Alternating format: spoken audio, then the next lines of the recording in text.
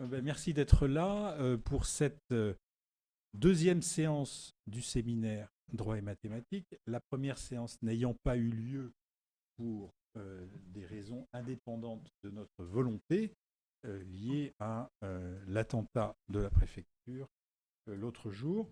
Donc, Henri Desbois, maître de conférence de géographie à Nanterre, que je salue, tu nous fais l'honneur de commencer cette nouvelle année du séminaire et j'avais pensé, après t'avoir entendu déjà un certain nombre de fois sur ces questions de réseau et de coordonnées, que ce serait important pour le séminaire d'avoir quelque chose sur ces questions-là, parce que je pense que ça peut faire écho avec des préoccupations tournant autour de l'authentification. euh, la géolocalisation qui est devenue un enjeu majeur d'un certain nombre de professions juridiques. Donc voilà, c'est la raison pour laquelle je me suis dit que ce serait bien de t'entendre. Et puis, je sais aussi que tu es un informaticien, euh, en plus d'être un géographe, et que donc, voilà, tu allies plusieurs qualités qui nous intéressent. Bon, ben, je suis content que tu saches pourquoi je suis là, parce que j'avais Tu avais des doutes. oui, ben oui, ça s'appelle séminaire droit et mathématiques, et les mathématiques ont été, comment dire ça, simplement, ma malédiction dans mon parcours scolaire. Et c'est ça qui m'a fait comprendre ce que c'était que, euh, comment dire, d'avoir des capacités insuffisantes pour affronter une question intellectuelle. Et c'est avec les maths que j'ai rencontré ça, plus que partout ailleurs. Et quant au droit, ben, je suis confus, mais je n'y ai jamais pensé. Je veux dire que j'y ai jamais pensé, j'ai jamais réfléchi à ce que c'était. On y pense très peu en géographie en général, sauf mon collègue Philippe Gervais-Lamboni, qui a entamé un programme de recherche avec les juristes de Nanterre, justement sur la question de droit et géographie, parce que lui, il a un angle d'attaque qu'il appelle la justice spatiale, et il Ouais. s'est dit que ça intéresserait sûrement les juristes. Et donc, quand tu m'as invité à participer au séminaire droit et mathématiques, j'ai dit oui, parce que je te dis oui, même si... Et, et c'est comme ça, mais j'étais quand même un tout petit peu inquiet, et je me suis dit, est-ce que quand même il y a un lien entre le droit, non pas entre le droit et les mathématiques, parce que j'en sais rien, mais disons entre le droit et la géographie, le droit et les mathématiques, et voilà, est-ce que je peux boucler ce triangle? Il se trouve que oui, je crois, vaguement, notamment à travers un truc qui est en fait un de mes objets de recherche, qui est la notion de mesure. Et que la question de la mesure est une question qui, au XVIIIe siècle, s'est cristallisée un petit peu sur les travaux de l'Académie pour la réalisation de la grande carte de l'Académie, qu'on connaît mieux sous le nom de carte de Cassini, et que lors de la Révolution, lorsqu'il s'est agi de réformer le système des mesures et donc de fonder en droit ce qu'allaient être les mesures de toutes choses, c'est la géographie qu'on a sollicitée, puisque c'est le millionième du quart du méridien terrestre qui a été retenu comme la mesure d'usage, le quart du méridien terrestre étant la véritable unité de mesure, mais qu'on utilise peu parce que ça ne tient pas dans la poche. Et alors, quel rapport avec le GPS, allez-vous me dire? Ben, en fait, pourquoi je me suis intéressé au GPS? Parce que je m'intéressais au rapport entre technique et espace, et en particulier à ce que euh, la mesure fait à l'espace. Parce que à travers l'informatisation de la géographie, il y a beaucoup d'outils qui se sont développés dans, disons, les 2 ou 3 dernières décennies du XXe siècle, à partir des 2 ou 3 dernières décennies du XXe siècle, qui ont donné naissance à ce qu'on appelle globalement la géomatique, qui est l'ensemble des techniques informatiques appliquées à la géographie. Et cette géomatique, pour diverses raisons, a transformé nos façons d'aborder l'espace. Alors, c'est plus ou moins des transformations plus ou moins heureuses, on pourra en reparler. Et au cœur de ces techniques, il y a un certain nombre de dispositifs techniques. Alors, il y a l'ordinateur, il y a le satellite et il y a le GPS. Et en fait, euh, la réduction de l'espace géographique, principalement à une grille de coordonnées, l'image de la grille est ici importante, est quelque chose qui est extrêmement lié à la prolifération des techniques de géolocalisation par satellite. Donc, ce que je vais essayer de faire aujourd'hui, c'est Bon, excusez-moi, mais je ne peux pas parler de droit parce que je ne sais pas ce que c'est en fait. J'ai pas... Voilà. Il y aura des gens dans la salle. Voilà, je compte sur vous pour faire, pour faire le lien. Je peux parler un petit peu de maths et d'espace. Et voilà. Et pour le droit, ce sera à vous de remplir les cases de coloris à l'intérieur des lignes.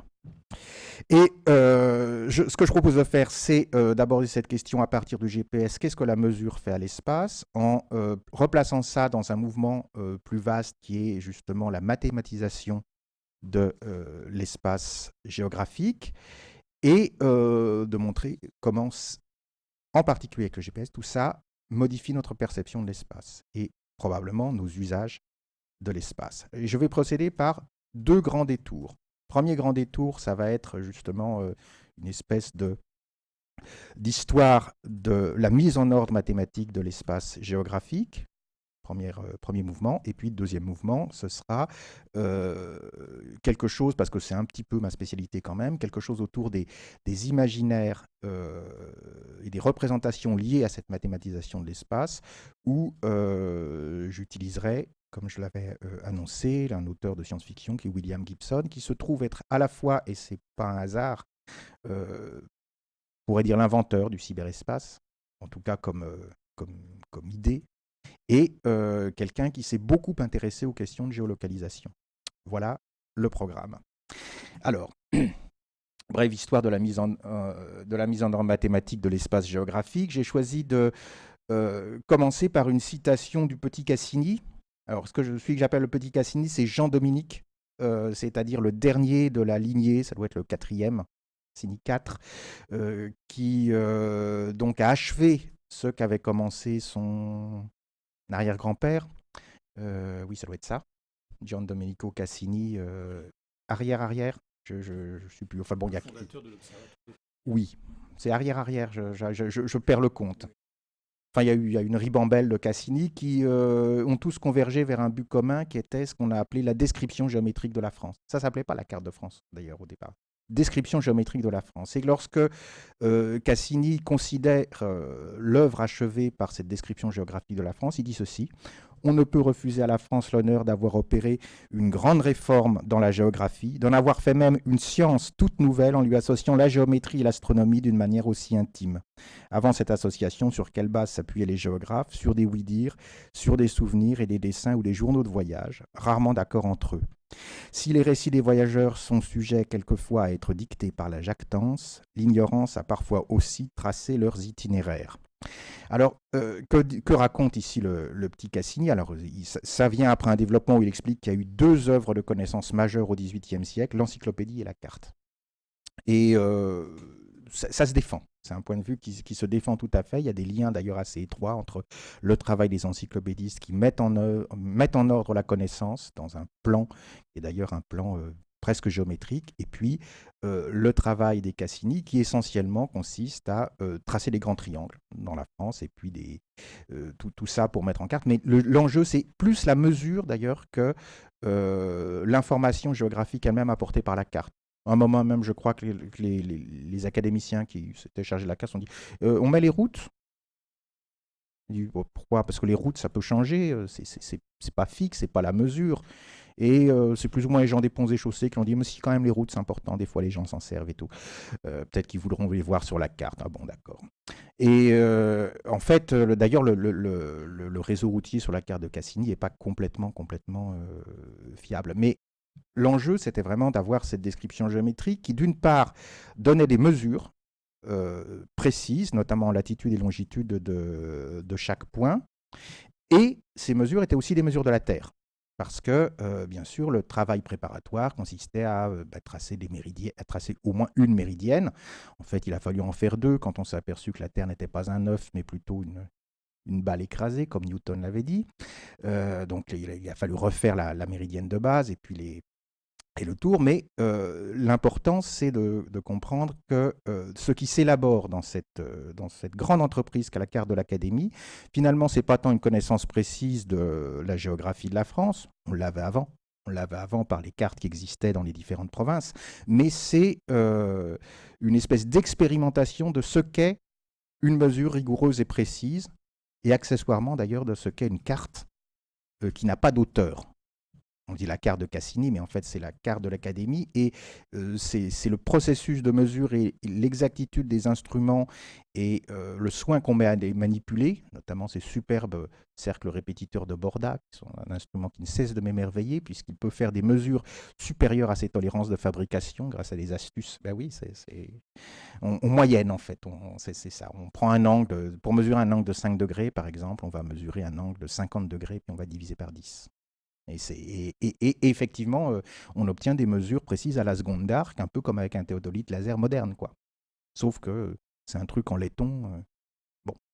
Et grâce à tout ça, en fait, il y a toute une réflexion sur la précision qui amène les révolutionnaires, les savants sollicités par les révolutionnaires, à, d'une certaine façon, décréter que ce qui va être la mesure de toute chose, maintenant, ce sera la Terre, puisque c'est la chose qu'on a mesurée avec le plus de précision pendant l'entreprise de la carte de Cassini. Et ce que ça produit, c'est que on a une mise en mesure systématique du globe, qui va d'ailleurs évoluer un petit peu par la suite, je vais le montrer, qui donne le modèle de ce que va être l'appréhension et l'inventaire de l'espace géographique pour 2 siècles à peu près, jusque quasiment à la fin du XXe.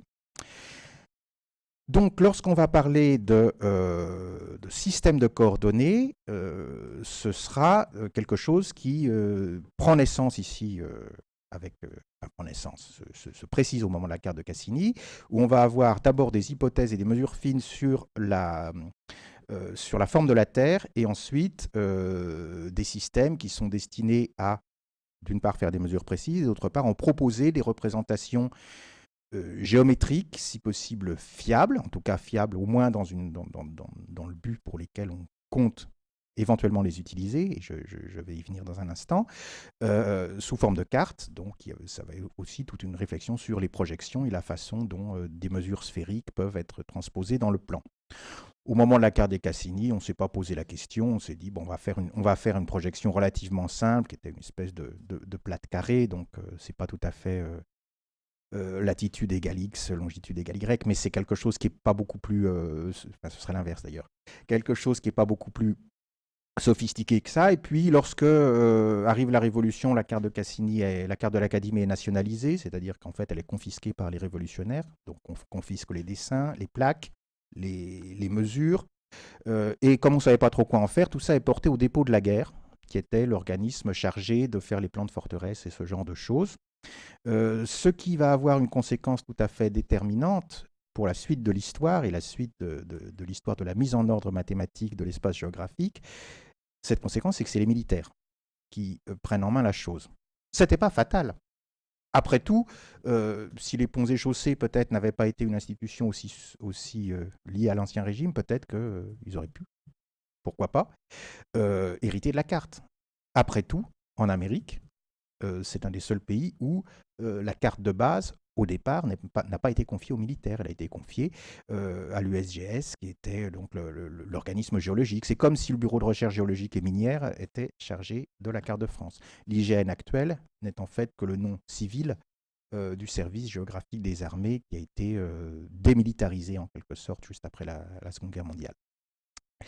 Et pourquoi ça a des conséquences, cette histoire? Parce que à partir donc du 19e siècle, les militaires sont les gardiens et les producteurs de la carte. Alors ils ont la carte de Cassini, ils disent oh, c'est cette carte, mais qu'est-ce que vous voulez qu'on en fasse? Il n'y a pas les reliefs. Parce que pour des tas de raisons, les Cassini n'avaient pas fait un nivellement en même temps que la triangulation. Et les militaires pensent, ah bah si, quand même, les reliefs, c'est important, on préfère être en haut qu'en bas, si on se bat, c'est mieux.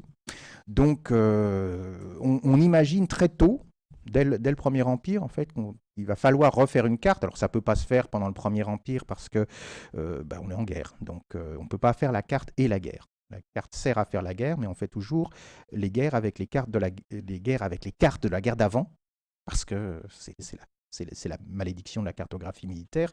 Il est très compliqué de faire des cartes en opération. Ça se vérifie pendant pratiquement toutes les guerres. Donc ce n'est qu'après 1820, en gros, qu'on met en chantier une nouvelle carte, celle qui est connue sous le nom de carte d'état-major, et qui est la première à être, dont les militaires sont les maîtres d'ouvrage. Et maître d'œuvre et maître d'ouvrage, d'ailleurs, ils font les deux. Ils commandent et ils l'exécutent. Et cette carte, c'est une carte qui obéit au principe de la guerre d'avant, donc des guerres napoléoniennes, donc une carte au 80 millième pour se rapprocher un petit peu de la carte de Cassini. Et il y a un type qui est très influent à cette époque-là dans la géodésie française, il s'appelle le colonel Puissant, Louis Puissant, qui est un bon mathématicien, un bon ingénieur, mais juste ça.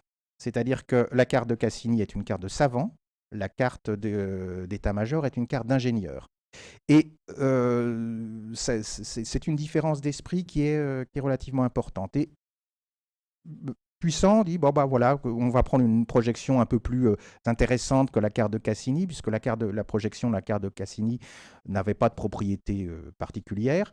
Et on va prendre une projection équivalente qui conserve les rapports de surface, parce que c'est important de savoir si un objet est 2 fois plus grand qu'un autre. C'est bien. C'est des choses que les gens peuvent vouloir savoir. Donc, on s'engage dans une voie particulière, qui est la carte d'état-major. Il faut 100 ans pour faire une carte. On la commence en 1820, on va la terminer en 1800, dans les fin du 19e, à une époque où elle sera naturellement obsolète, car c'est tout le destin des cartes d'être publiées au moment où elles deviennent difficilement utilisables. Et obsolète, non pas parce que les informations qui sont portées sur la carte sont nécessairement dépassées, mais parce qu'entre-temps, on est rentré dans un régime nouveau de la géographie qui est lié à l'art militaire, qui est ce que j'appelle le régime balistique de la cartographie, qui est encore celui dans lequel nous vivons. Alors j'explique la chose de façon très simple, mais c'est important pour comprendre pourquoi, comment est arrivé le GPS, en fait. Vous allez voir, d'une certaine façon, pour moi, ces questions de géographie militaire, elles se cristallisent vers 1860, la fin des années 1870, lorsque il y a une réforme de l'artillerie en France et qu'on passe à ce qu'on appelle le système de Bange.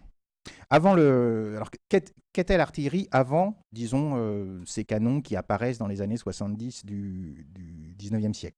C'était des canons en fonte, chargement par la gueule, et mise à feu par une lumière dans la culasse. Ce qui veut dire que d'une part, comme c'était des canons en fonte, et en plus tiraient des boulets lisses, on ne pouvait pas mettre une grosse charge de poudre, sinon ils explosaient, parce que la fonte, c'est pas aussi résistant que l'acier.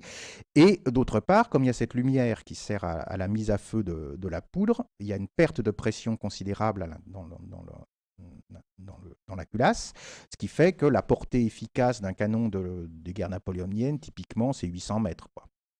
Et les artilleurs napoléoniens avaient une pratique qui était assez simple. Ils regardaient sur quoi ils voulaient lancer leur machin, ils alignaient leur canon avec, et puis l'expérience leur permettait de régler la hausse. Donc ils tiraient à vue, toujours.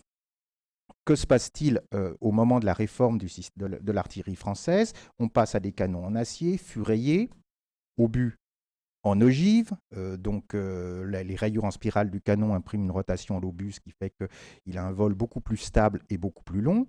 Et l'acier associé à une nouvelle culasse hermétique avec un déclenchement, avec une amorce, où il n'y a pas la lumière avec la perte de pression, permet en gros de multiplier par 10 à peu près la portée des pièces d'artillerie. C'est beaucoup. Ça veut dire qu'un canon comme ça tire à... Bon, ça, c'est pas un très gros, mais celui-là, il doit bien tirer à 3-4 000 mètres, et les canons de forteresse tiraient à 8-10 000 mètres assez facilement. Autant dire qu'on ne voit jamais sur quoi on tire, parce que c'est très rare qu'on ait une vue dégagée à 10 km. Donc tous les tirs devaient se faire d'après les instructions d'éclaireurs et à partir des cartes. Or, Louis Puissant avait judicieusement à l'époque choisi une projection équivalente, c'est-à-dire qui conserve les rapports de surface. C'est une loi des projections qu'on peut démontrer d'ailleurs qu'aucune projection équivalente n'est en même temps une projection conforme, c'est-à-dire qu'une projection qui conserve les rapports de surface bousille les rapports d'angle. Les angles, il y a des déformations angulaires. C'est facile à démontrer. Non, vous voyez la projection de Mercator, la projection bien connue, qui est une projection conforme. Donc, il conserve les rapports d'angle. C'est cette projection où, en gros, les géodésies coupent les méridiens à angle constant. Et donc, elle est conforme. Sur un planisphère en projection de Mercator, le Groenland est représenté avec une superficie équivalente à celle de l'Afrique. Démonstration qu'une projection conforme n'est pas du tout équivalente. Voilà.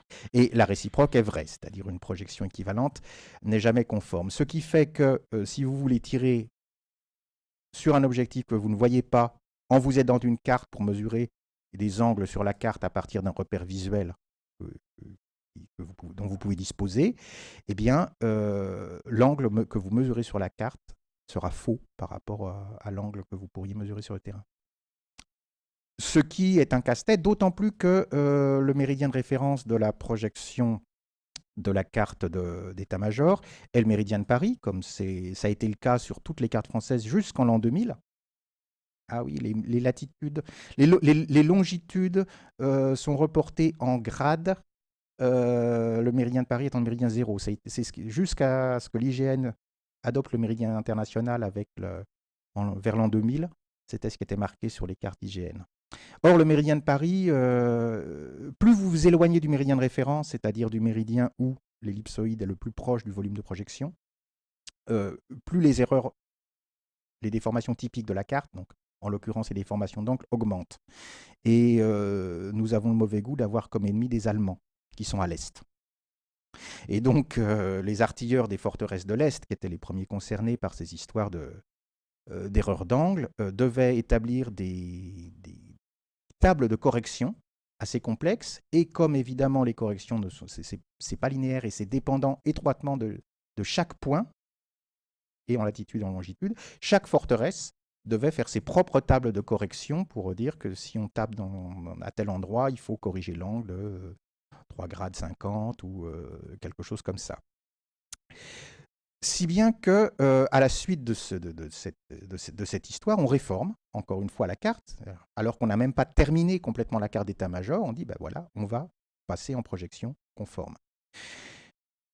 Pourquoi j'insiste un tout petit peu sur cette histoire? Parce qu'à chaque fois que la portée des armes augmente, les méthodes de calcul et de mesure de la Terre et les méthodes de représentation de la Terre, les méthodes de cartographie doivent se modifier. Et pour moi, ça commence vraiment à ce moment-là, avec le système de Banch. Et la deuxième, voilà, exactement, deuxième grande étape de cette histoire, ça a été effectivement les missiles à longue portée. En fait, les premiers missiles balistiques, c'était les V2 allemands. Les V2 allemands étaient tirés la plupart du temps de Belgique ou des Pays-Bas en direction de Londres. Et ce n'étaient pas des armes très, très précises. Et de toute façon, il y avait plusieurs centaines de mètres d'erreurs simplement introduits par la cartographie. J'explique ça rapidement. Le 19e siècle n'est pas une période révolutionnaire pour la cartographie. On ne fait qu'affiner en gros l'héritage de la carte de l'Académie, mais on a une connaissance de la forme de la Terre qui est de plus en plus fine. Et donc le 19e siècle est une période extrêmement prolifique pour la fabrication de nouveaux ellipsoïdes. Et le cas général des grandes cartographies nationales, c'est de travailler sur des ellipsoïdes locaux. C'est-à-dire que, évidemment, la Terre n'a pas une forme géométrique régulière, mais la forme qui s'en approche le plus, c'est un ellipsoïde de révolution très légèrement aplati, etc. Mais bon, selon le méridien qu'on mesure et le méridien de référence qu'on a, on peut avoir des ellipsoïdes qui sont légèrement différents, et surtout, selon l'endroit de la Terre qu'on envisage de modéliser par un ellipsoïde, on peut déplacer le centre de cet ellipsoïde pour qu'il soit au plus près de la surface de la Terre, à l'endroit qu'on veut cartographier. Donc chaque service cartographique national avait pris l'habitude de choisir un ellipsoïde qui convenait à la surface du pays et de placer son centre par rapport au centre de la Terre, de telle sorte à ce que la surface de cet ellipsoïde soit le plus près possible de ce qu'on appelait le point de référence de la carte, par exemple pour les cartes de France, pile à la verticale de la coupole du Panthéon, point zéro des cartes de France. C'est assez joli. Même les cartes algériennes ont été faites comme ça parce qu'il fallait qu'elles soient rattachées symboliquement par le système géodésique à la cartographie nationale. Alors, c'est une excellente pratique. Je veux dire que pour faire des cartes nationales, on obtient des précisions tout à fait satisfaisantes et ça marche parfaitement. Le problème, c'est quand vous avez deux systèmes. Par exemple, un système belge et un système anglais, et que vous êtes allemand et que vous utilisez deux systèmes de coordonnées, les coordonnées belges et les coordonnées allemandes, alors que ce sont des coordonnées qui ne sont pas prises sur le même ellipsoïde, sur le même système géodésique en tout cas. Et il n'y a pas de transformation mathématique triviale pour passer d'un système de coordonnées, d'un système géodésique à un autre. En fait, c'est sans moyen de calcul électronique, c'est vraiment pas, c'est pas drôle. C'est pas drôle parce que quelquefois il faut passer par un ellipsoïde, un système intermédiaire. C'est des formules qui sont longues comme le bras, c'est des calculs qui devaient se faire à la main.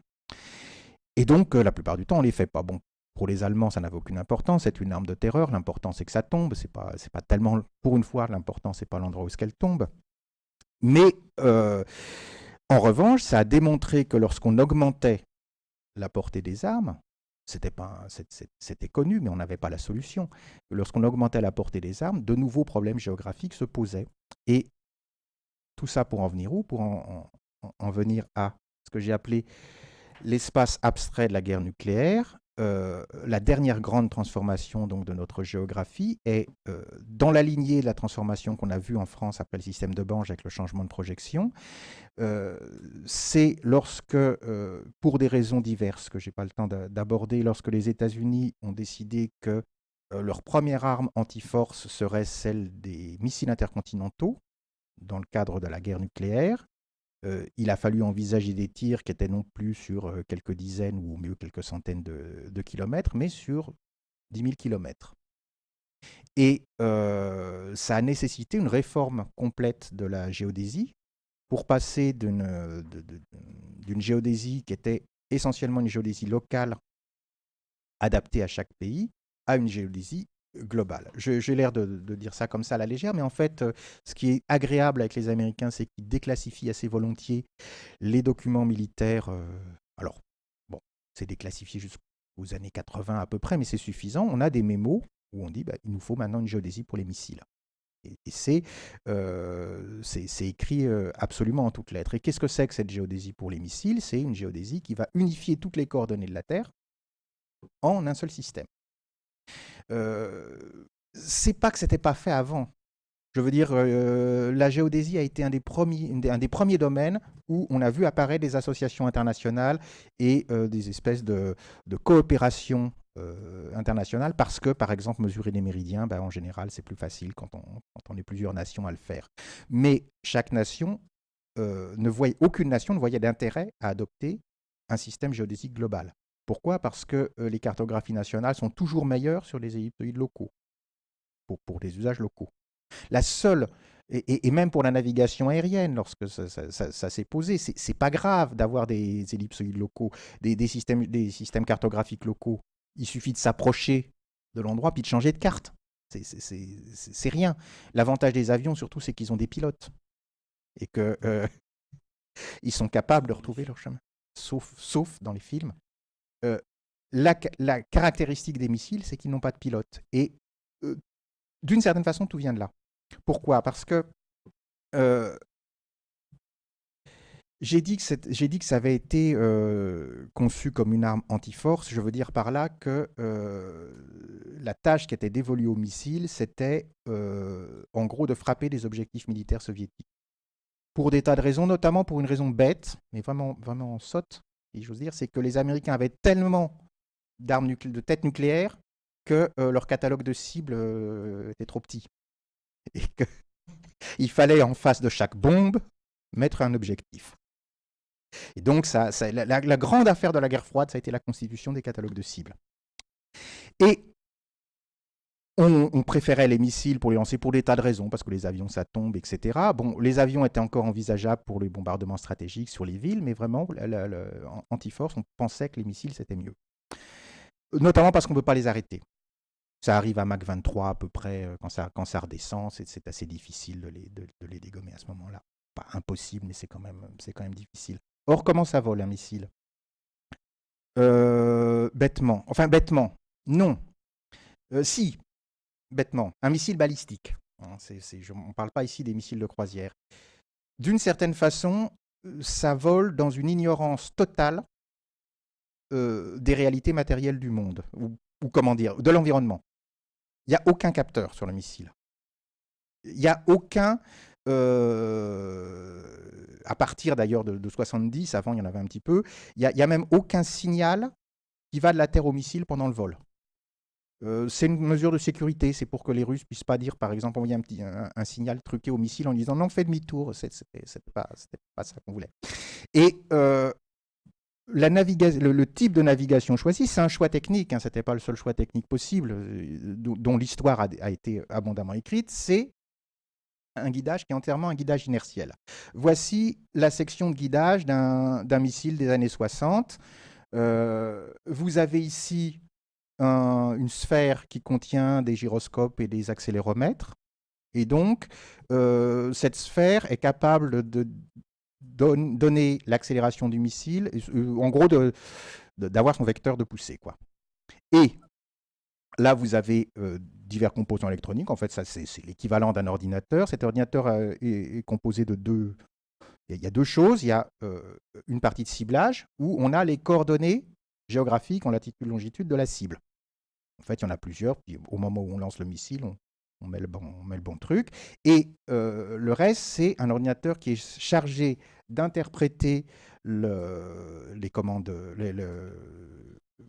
ce qui se passe dans la centrale inertielle et de corriger la trajectoire du missile pour que ça corresponde à une trajectoire préétablie qui va l'amener sur sa cible, à supposer que, en général, enfin, justement, ça a été un des problèmes, à supposer qu'il n'y ait pas d'erreur sur les coordonnées du point de départ.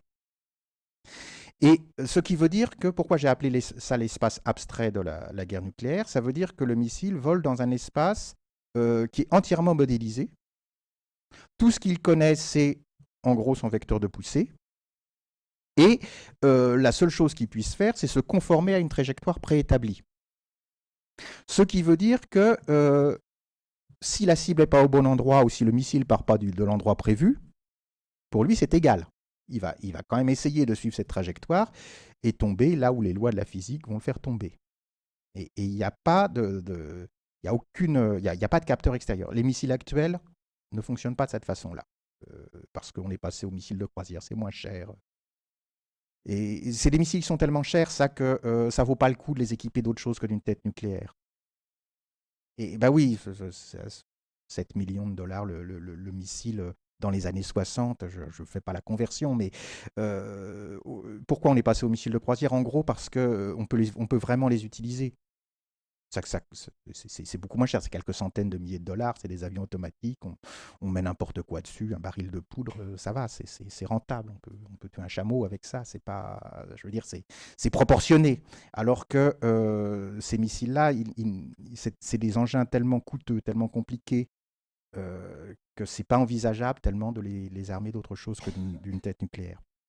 Et bien sûr, ça suppose une révolution fondamentale de la géographie. Ça suppose d'avoir une géographie qui est globale. Ça suppose aussi d'être capable d'établir ce fameux catalogue de cibles. Alors, l'inconvénient, c'est que les cibles, elles sont souvent en URSS la plupart du temps et qu'on ne peut pas y aller. Donc, c'est ça qui a déclenché notamment l'observation de la Terre depuis l'espace, par les premiers satellites espions, la génération des satellites Corona. Vu ce que ça représentait comme investissement en termes de budget, en termes de recherche, etc., je ne sais pas s'il y aurait eu des satellites civils d'observation de la Terre sans les programmes militaires qui les ont précédés. Quelquefois, pour expliquer à quel point les budgets militaires de la guerre froide étaient disproportionnés, je prends l'exemple du télescope spatial Hubble, qui, en fait, c'est un superbe instrument, extrêmement coûteux, un des plus beaux télescopes et des plus chers. Il a été en partie financé par les militaires qui voulaient tester si l'enveloppe physique qu'ils envisageaient pour leurs satellites espions, qui étaient juste des télescopes Hubble mais tournés de l'autre côté, étaient bonnes, quoi. C'était les générations de satellites qu'on a appelées Keyhole, etc.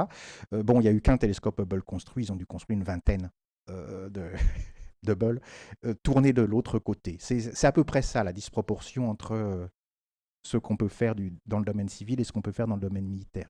Sachant que la plupart des satellites d'observation de la Terre aujourd'hui sont en fait au moins à moitié des satellites militaires. Quand je dis à moitié, c'est les satellites qui, par exemple, donnent les images de Google Earth, ils sont à moitié financés par l'armée américaine. Parce qu'on partage les coûts et sans ça, ce serait compliqué. Alors, bien sûr, ce système de coordonnées, cette grille de coordonnées qu'on impose sur la Terre, c'est ce système global qui va ensuite s'incarner dans le GPS. Mais on va dire, mais on ne voit pas tout à fait le rapport avec le GPS parce que justement, on ne peut pas y aller avec un GPS. En fait, le problème, c'est qu'en face, les Soviétiques développaient des choses plus ou moins équivalentes. Alors, les missiles soviétiques étaient moins précis que les missiles américains, mais leurs bombes étaient plus grosses. Donc, l'un compensant l'autre, les Américains craignaient quand même d'être désarmés par une frappe surprise. Et ça les préoccupait. C'est pour ça que ils ont assez tôt, dès les années 60, développé des sous-marins lanceurs d'engins. Parce que on ne peut pas taper un sous-marin puisqu'on ne sait pas où il est. Donc, il est caché. Et c'est le gros avantage du sous-marin, on ne sait pas où il est. C'est aussi l'inconvénient du sous-marin, c'est que souvent, lui non plus, il ne sait pas exactement où il est. Parce que au bout de quelques heures simplement de navigation, avec les techniques de l'époque, c'est différent maintenant, en utilisant une centrale inertielle comme celle qu'on a sur les missiles, la centrale inertielle des missiles, il faut comprendre qu'elle fonctionne quelques minutes. C'est 20 minutes le temps de vol d'un missile. Un sous-marin, au bout de 6 heures, sa centrale inertielle, elle est complètement aux fraises, quoi. Elle ne sait plus où elle est. Et c'est un peu embêtant, parce que vous avez compris comment vole un missile. C'est les mêmes en plus petit. Pourquoi ils sont plus petits sur les sous-marins? D'abord parce qu'il faut les faire entrer dans le sous-marin, puis le sous-marin, vous pouvez l'approcher un petit peu de la cible.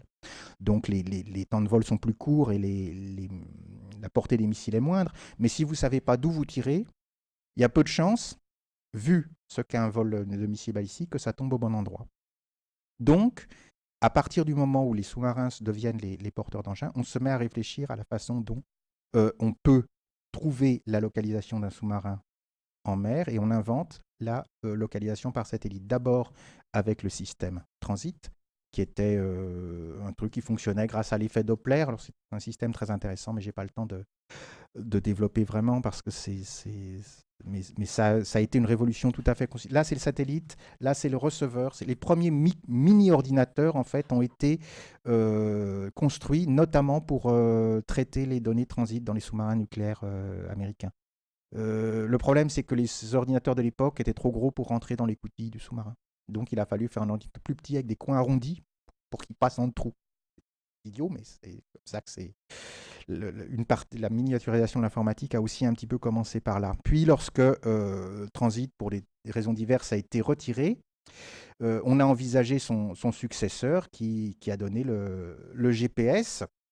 Alors l'histoire aurait pu s'arrêter là, et je ne vous parlerai probablement pas de ça aujourd'hui parce que finalement ça ne concernerait que quelques types dans des sous-marins. Seulement, il s'est passé quelque chose.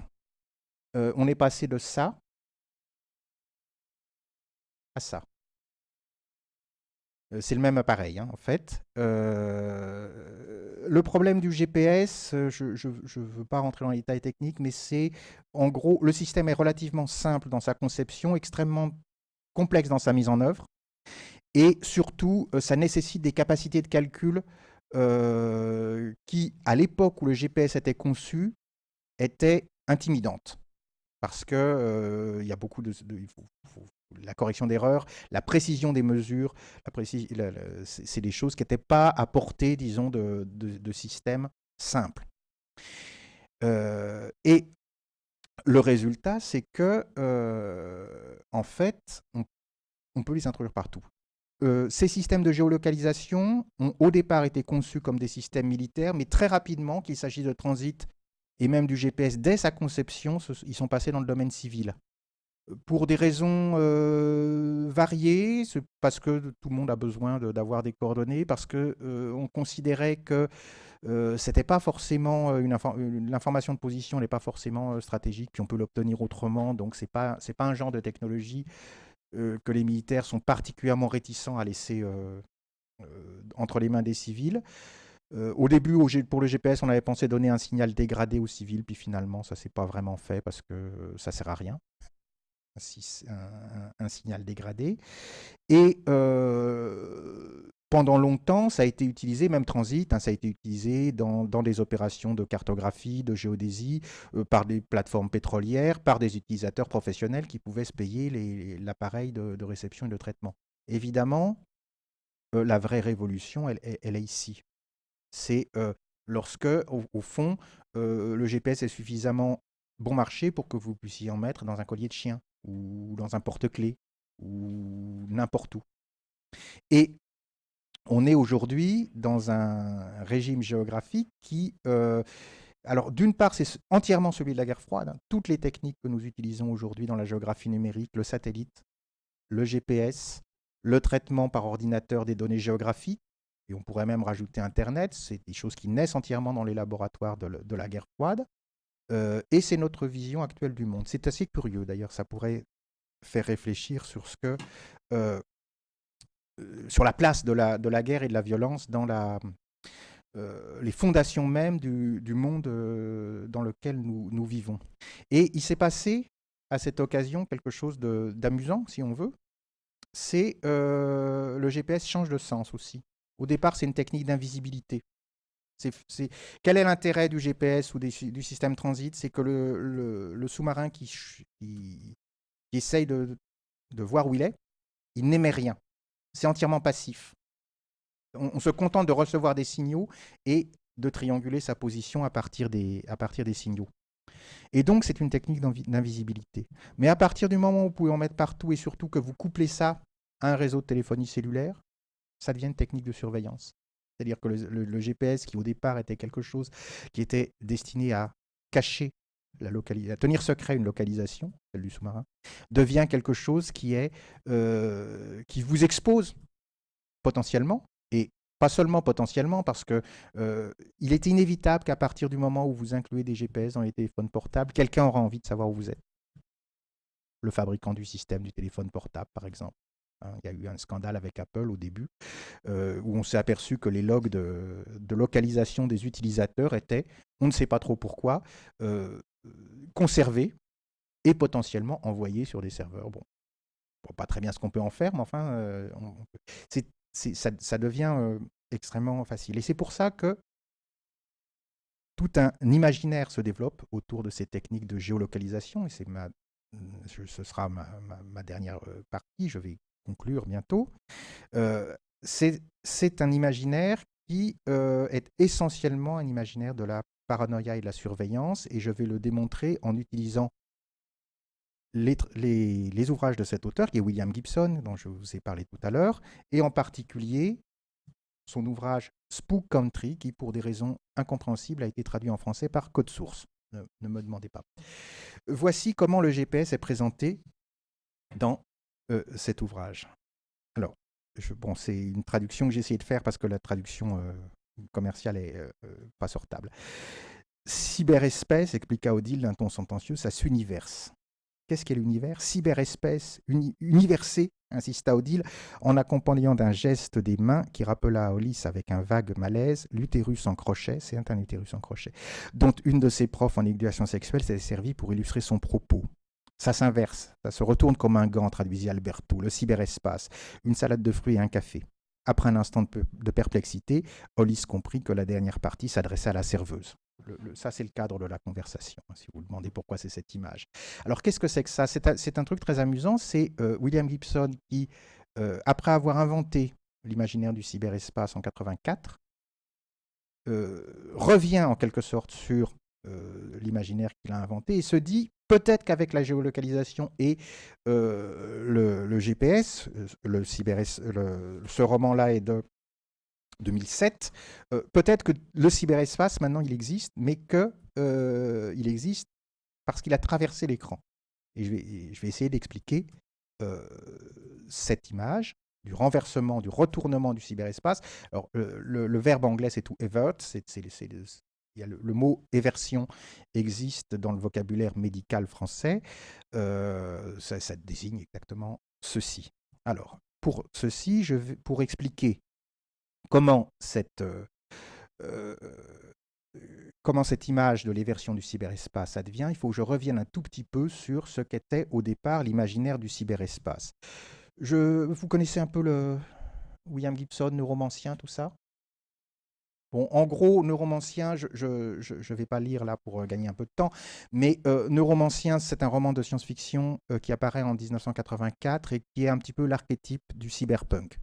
Le cyberpunk étant l'alliance du roman noir et du roman d'anticipation, où dans un futur dystopique, des hackers en général luttent contre des grandes corporations, etc. Bon, si vous avez vu Matrix, peut-être, vous voyez ce que ça a pu donner un petit peu plus tard. Et la première description du cyberespace, elle arrive ici. Alors, je ne vais pas la commenter en détail, mais elle est citée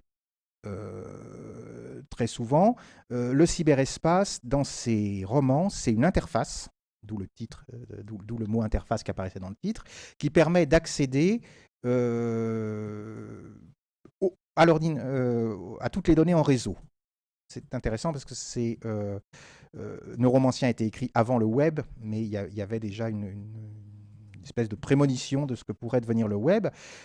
Ça a eu une influence tout à fait considérable sur les ingénieurs en informatique dans les années 80 et 90, à tel point que certains ont essayé vraiment de faire ça comme interface de navigation web. Ça n'a jamais marché parce que c'est absurde, ça peut pas fonctionner, mais c'était assez...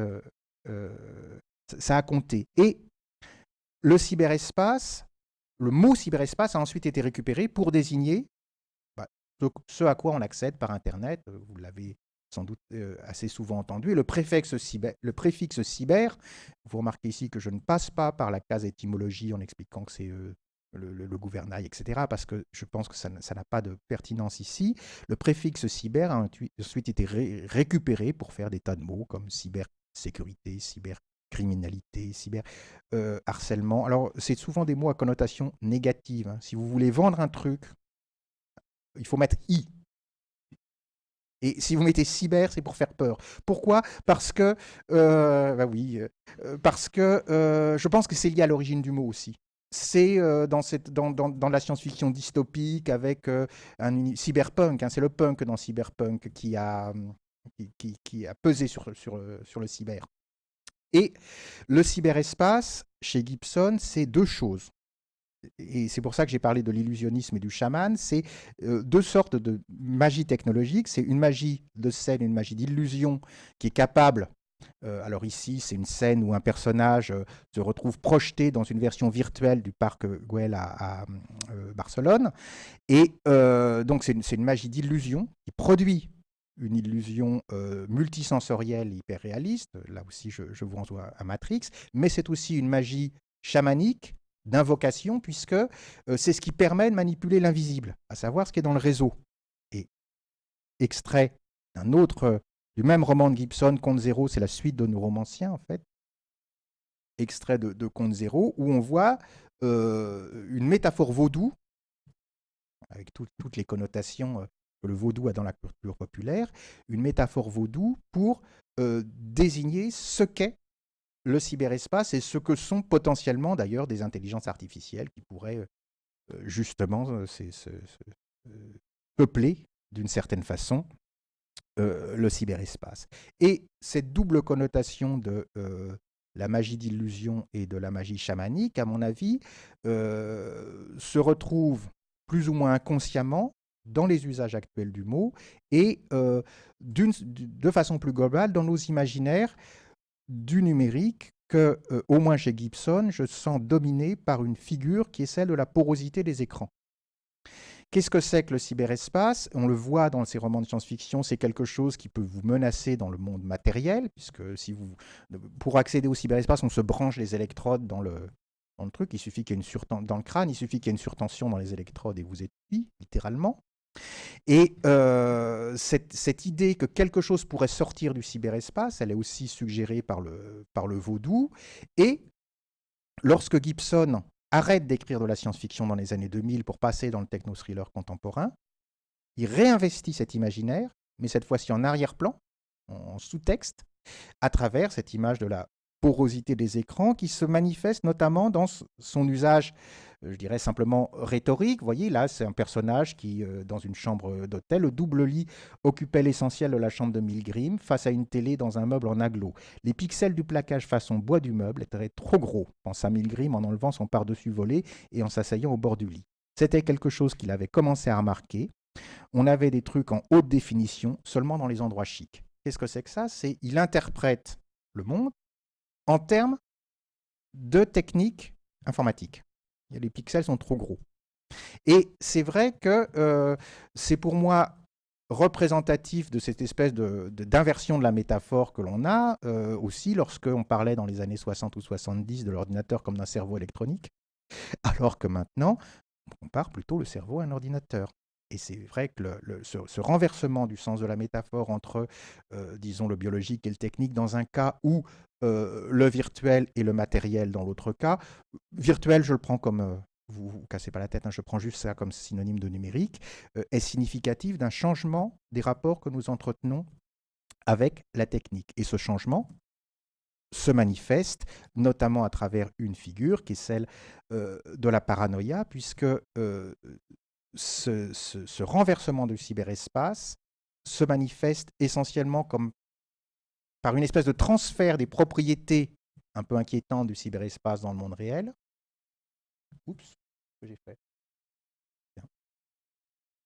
Ah. On est surveillé là. Ah.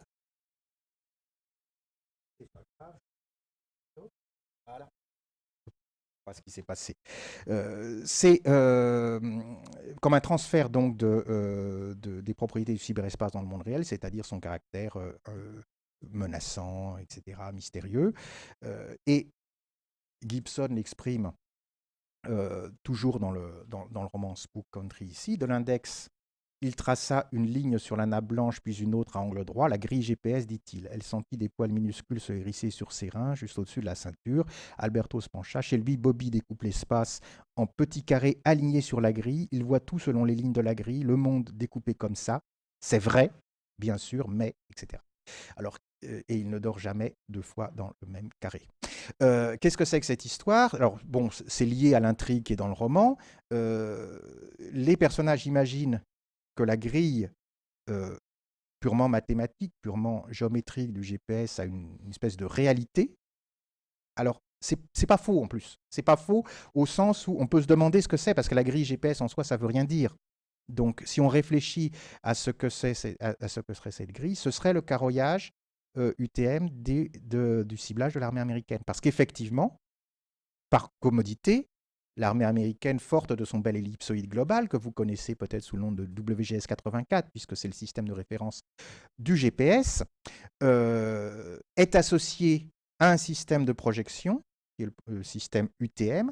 Le système UTM étant lui-même associé à un carroyage, qui découpe effectivement toute la Terre en carrés, chaque carré ayant un identifiant unique. C'est très pratique pour les cibles, justement. Je pense que c'est cette cible-là. Alors, ce qui est intéressant dans le roman aussi, c'est que à Los Angeles, où ça se passe, la grille apparaît un petit peu de guingois par rapport au mur de l'entrepôt dans lequel il la retrouve tracée. Et or, Los Angeles est tracé sur la grille plus ou moins du cadastre américain, qui est une grille alignée sur les repères géodésiques. Ce qui voudrait dire que la grille secrète des militaires serait légèrement différente de la grille officielle de la carte. Qu'est-ce qu'on a là? On a un nouveau renversement après le renversement visibilité-invisibilité que j'ai noté dans la technique du GPS. Ce serait le cyberespace lui-même qui, en débordant dans l'espace matériel, devient lui invisible. C'est cette grille invisible que seuls quelques initiés, ceux qui ont le droit d'en connaître, on pourrait faire de longs développements autour de ce qu'est le secret dans nos sociétés modernes, en particulier ce qu'est le secret défense. Le nombre de gens habilités en Amérique, par exemple, au niveau top secret, se compte en centaines de milliers. Et qui sont ces gens? Et qu'est-ce que c'est que de passer d'un côté ou l'autre? C'est d'ailleurs un des grands thèmes de la fiction contemporaine. Et, qu'est-ce que c'est que de passer de l'autre côté de ceux qui ont le droit d'en connaître, comme on dit chez ces gens-là. Et cette grille secrète, en s'invisibilisant, c'est un mot ça? Oui, je crois. En s'invisibilisant, devient tout à coup inquiétante à cause de son caractère invisible. Le cyberespace, la figure fondamentale, c'est aussi la grille. La grille qui est en fait l'espèce de grillage avec lequel on représente des formes 3D dans des formes simples de représentation volumétrique sur écran. Eh bien, cette grille, lorsqu'elle déborde, et pourquoi elle déborde-t-elle lorsque le GPS se généralise? Elle déborde parce que chaque coordonnée géographique, à cause du GPS, devient l'équivalent en fait d'une adresse physique.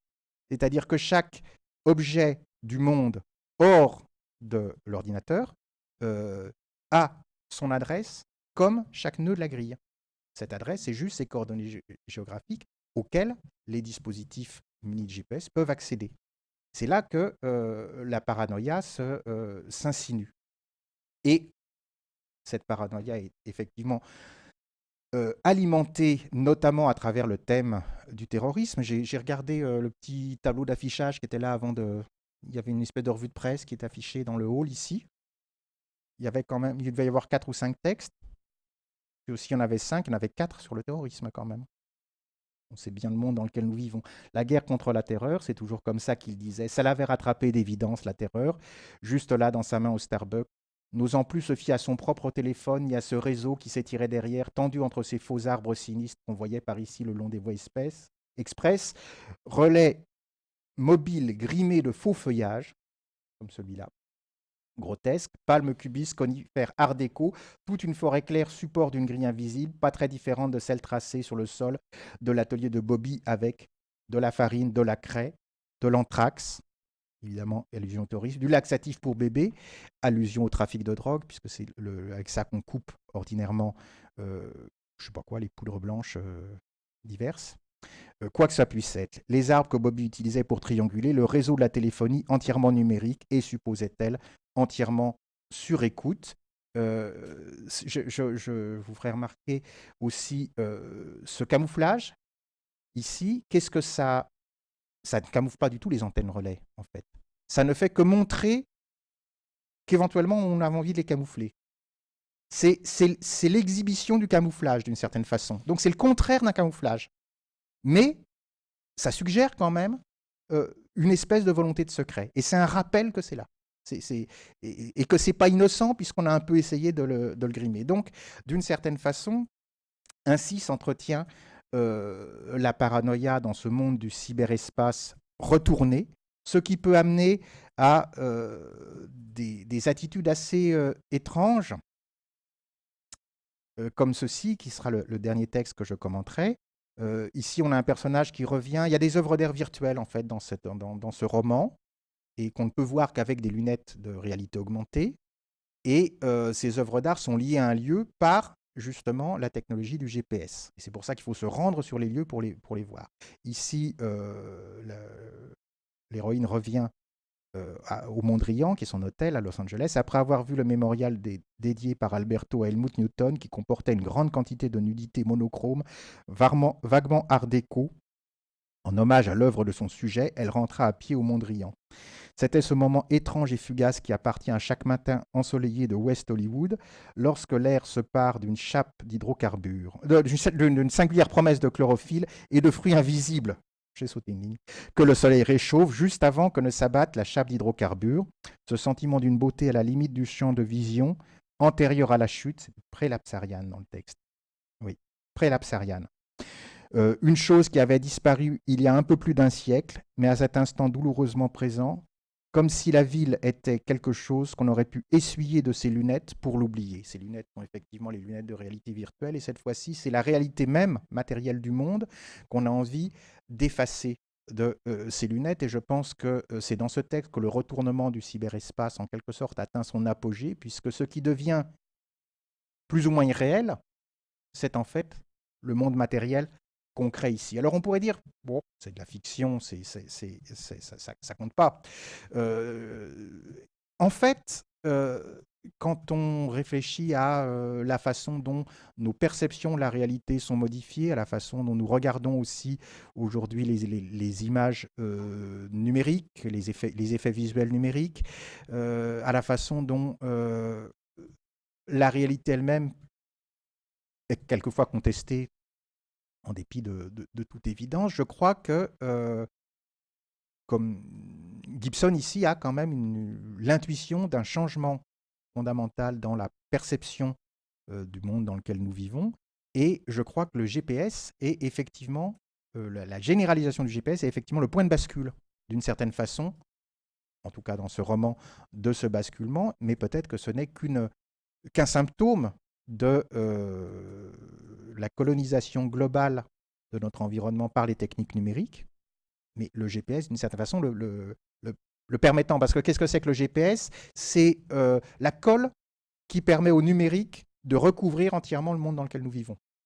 Parce que c'est par là, en quelque sorte, que le monde numérique acquiert une localité, une dimension. Que le cyberespace, qui n'était qu'une vision de l'esprit, qui n'était qu'une image, acquiert une densité et une réalité. Et étant donné la plasticité et le potentiel des techniques numériques, je ne sais pas si c'est une excellente nouvelle ou je ne sais pas si ce n'est pas quelque chose dont nous devrions nous méfier. En tout cas, c'est quelque chose qui a fait faire beaucoup d'économies aux studios de production audiovisuelle parce que c'est tellement plus reposant et tellement moins coûteux aujourd'hui, plutôt que de filmer une poursuite en voiture, de filmer un écran avec Google Earth, c'est un petit pointeur qui indique où sont les suspects recherchés, comme ici dans cette série télévisée, qui n'a pas un budget spécialement réduit, mais qui va beaucoup dans les cachets des acteurs. Donc, pour le reste de la production, eh bien, on a recours au cyberespace pour faire quelques économies. Voilà. Merci beaucoup. Bon, pour un exposé sans mathématiques, je trouve que on a eu notre dose quand même. Donc moi, en tout cas, je ne suis pas déçu. Je me suis un peu retenu côté maths. Alors, bon, il y a peut-être des questions. Merci beaucoup. Moi, je réagirais volontiers effectivement sur cette idée de cyberespace parce que quand on regarde finalement la construction de l'idée même d'informatique, c'est lié à une crise des fondements en maths qui porte précisément sur la géométrie. Et l'idée, c'est réussir à trouver un domaine dans lequel on ne se trouve pas confronté à des paradoxes possibles. Et donc, on laisse de côté la géométrie et on s'en tient à l'arithmétique. Donc, la naissance de l'idée de calcul à l'époque moderne, elle est quand même beaucoup liée à l'idée qu'on doit sortir absolument de l'espace pour avoir mathématiquement un domaine dans lequel on est assuré de ne pas rencontrer de paradoxe. Donc ça, je trouve que c'est intéressant de voir que ce qui est... pourquoi moi j'ai toujours critiqué cette idée de cyberespace, c'est que précisément, informatiquement, il n'y a pas d'espace. Il ne peut pas y en avoir. On est dans un domaine purement logique et numérique, du nombre, et donc l'idée d'espace est absolument éliminée. Et donc, ce que tu montres, c'est comment l'espace revient en quelque sorte, mais à partir donc d'une informatique et d'un calcul qui est hors espace, complètement hors espace. Oui, alors il est effectivement en lui-même hors espace, mais je crois que nous ne le sommes pas. Non, et absolument. que Et c'est pour ça que ça va intéresser les juristes, ces articulations-là. Oui, nous sommes.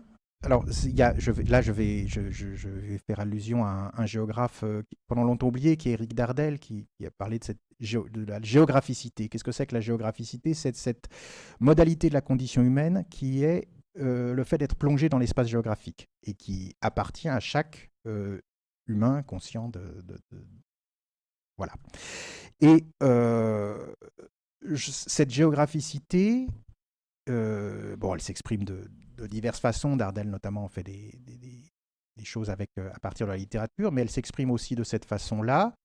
La façon dont nous pouvons penser un certain nombre de choses, et en particulier, très souvent quand même, la mise en ordre, elle est spatiale. Je, je, la technique, par exemple, des loci antiques, pour se souvenir, en l'absence de papier pour le noter, des parties d'un discours, ça consistait, alors on connaît, il y a 3 textes qui parlent de ça. Euh, je crois que c'est celui de Quintilien qui est le mieux. Quintilien, c'est ça? Oui. Où il explique qu'il faut disposer ces choses dans un lieu qu'on connaît. Il dit ça peut être un palais, c'est ce qu'on a retenu souvent. Il dit aussi ça peut être un voyage. Ça peut être un voyage qu'on a fait et vous allez disposer les parties de votre discours et vous allez le reconstituer mentalement. Et Quintilien a des doutes à la fin. Il dit oh, si ça se trouve, ça ne marche pas, essayez d'apprendre par cœur plutôt. Mais en fait, on voit que ça fonctionne. C'est-à-dire que, non pas forcément comme technique de mémoire, mais comme technique effectivement de mise en ordre. Et tout ce qui est de l'ordre des allégories, par exemple, de voyage, etc., ou d'allégories cartographiques, ça existait, la carte de Tendre, etc., c'est la même méthode. Alors, on peut se demander si la spatialisation n'est pas une opération fondamentale de l'esprit humain pour, oui, mettre en ordre d'une certaine façon le monde. Et c'est vrai que même si la technique des Loki, elle n'est pas praticable, bon, il paraît que des gens entraînés arrivent à la mettre en pratique. Mais en fait, elle est spontanément, je dirais, pratiquée par tous. Je veux dire par là que, puisque le temps, par exemple, est quelque chose qui n'est pas saisissable, c'est pas visible, c'est quelque chose dont nous n'avons de représentation que par des modifications de la position de quelque chose dans l'espace, comme la course du soleil, les aiguilles d'une montre, etc. La façon la plus efficace que nous avons d'indexer nos souvenirs personnels, c'est souvent par les lieux que nous avons connus, pour reprendre le titre du petit livre la citation de Proust. L'homme qui s'éveille tient autour de lui en cercle les heures, les jours, je ne sais plus quoi, et les chambres dans lesquelles il s'est trouvé, et la mémoire se reconstitue. Et c'est vrai que lorsque nous voulons évoquer, par exemple, prenez les grandes commotions collectives, comme par le 11 septembre, des choses comme ça, je suis sûr que vous pouvez dire où vous vous trouviez. Absolument. Et que c'est ce souvenir, le souvenir est intimement lié à notre géographie personnelle, car c'est la seule façon que nous avons d'indexer le temps, en fait. En tout cas, c'est la façon la plus spontanée que nous avons de le faire. J'avais vu le travail d'une artiste assez impressionnant, où elle avait dessiné et affiché sur un mur toutes les chambres dans lesquelles elle avait dormi. Et elle reconstituait toute sa biographie simplement par cette espèce de géographie des chambres. Et Valérie. oui.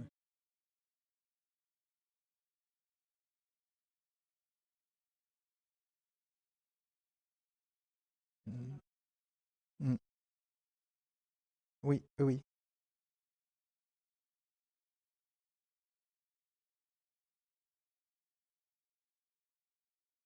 Et tout le monde est ratatiné. Oui, oui. Mm, mm,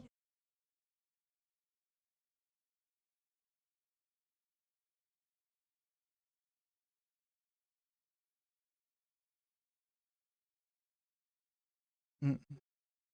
Parce que d'accord.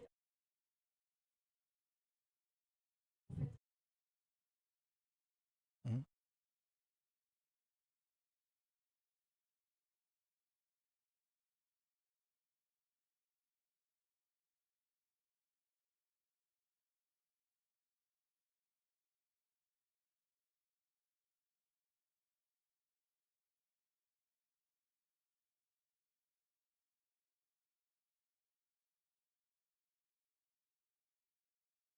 D'accord. À partir de la géographie, du trajet.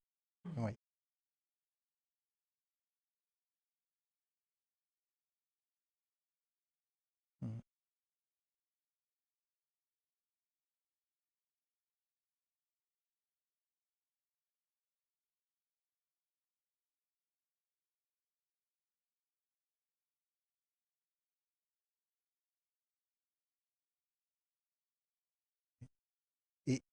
j'en reviens au cyberespace, donc Ouais. c'était un long détour, mais je crois que de façon relativement spontanée, l'idée d'accéder à une énorme chose qui est a priori chaotique, plus ou moins, enfin en tout cas pas ordonnée pour l'esprit humain, l'idée de fabriquer une interface qui soit d'ordre spatial, c'est quelque chose de relativement compréhensible. Ah oui, oui. Et d'ailleurs, euh, effectivement, ça s'est fait bien avant. Quand je parlais des cartes allégoriques, ou si le discours préliminaire d'Alembert sur l'encyclopédie, son projet, il l'explique, il dit qu'est-ce que je vais faire, il dit qu'est-ce qu'on a voulu faire, on a voulu mettre tout le savoir humain à disposition, et on a fait une carte, et il dessine son arbre, qui n'est pas une carte, mais il le décrit comme une carte. Il dit, et voici le schéma, l'arbre figuré des connaissances, je ne sais plus comment il appelle ça. Oui, le tableau figuré, voilà.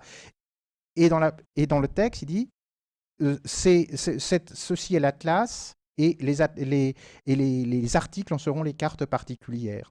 Et c'est vrai qu'à partir du moment où la carte devient un objet fondamental, disons, de l'univers culturel européen, ce qui n'arrive qu'au fin 16e, début 17e, avant non, on va trouver ça mis à toutes les sauces chez d'Alembert au 18e, mais avant aussi, on a d'autres usages métaphoriques de la carte. Et c'est vrai que même la carte de Tendre dont je parlais, on a tout oublié, après tout, de Clélie, une histoire romaine.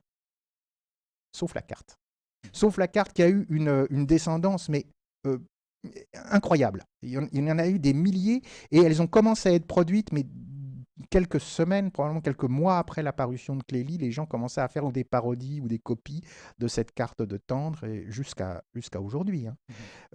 Parce que cette mise en ordre par l'espace, le cyberespace n'est qu'une espèce de carte de Tendre hypertrophiée, après tout. Euh, d'une certaine façon, est quelque chose qui... Un peu guerrière quand même. Ah oui, un peu guerrière, un peu guerrière. Ben ça, c'est la grille. Là, j'aurais pu citer les textes de Donna Haraway sur la grille de guerre imposée sur le monde. C'est dans le manifeste Cyborg, ça, à un moment. Ouais. Cette image de la grille, elle est absolument fondamentale parce qu'elle a plusieurs... elle est très polysémique, en particulier en anglais, avec grid, Ouais. qui est à la fois la grille cadastrale, le réseau, la grille électrique, aussi le réseau électrique, avec ce genre d'expression off the grid, par exemple, qui au départ, c'est simplement ceux qui se déconnectent Ouais. du réseau électrique, et puis avec le cyber, justement, ça prend d'autres sens, c'est ceux qui sont déconnectés aussi des réseaux informatiques, qui disparaissent de la carte. Ce qui est terrible avec le GPS, d'une certaine façon, c'est que c'est une grille qui n'a plus d'extérieur. Plus rien n'est off the grid dans le système GPS. Il n'y a pas de blanc sur la carte parce qu'au minimum, on peut y projeter les coordonnées. Et le système est vraiment conçu comme global. Ça a été la grande force d'ailleurs du GPS parce qu'il y avait des systèmes de navigation locaux avec des balises à terre en particulier qui envoyaient un signal. Je ne sais pas ce qu'il adviendra lorsque les centrales inertielles seront suffisamment précises et peu coûteuses pour remplacer complètement le GPS. Ce qu'on peut imaginer maintenant, grâce au progrès justement des accéléromètres et de ce genre de choses, on peut imaginer des systèmes de géolocalisation qui, partant d'un point fixe, simplement vous avez ça dans votre poche ou dans votre voiture, sans recevoir de signal, pourront vous dire exactement où vous êtes encore 6 mois plus tard. Simplement en ayant mesuré toutes vos accélérations successives et tous vos changements de direction. Mhm. Eh oui, parce que du temps de la guerre froide, dans les missiles, ça fonctionnait 10 minutes. Mais maintenant, on commence à avoir, c'est un peu coûteux, mais on commence à avoir des centrales inertielles qui restent calées plusieurs mois. Les sous-marins français sont comme ça, parce qu'ils ne peuvent pas utiliser de GPS. Oui.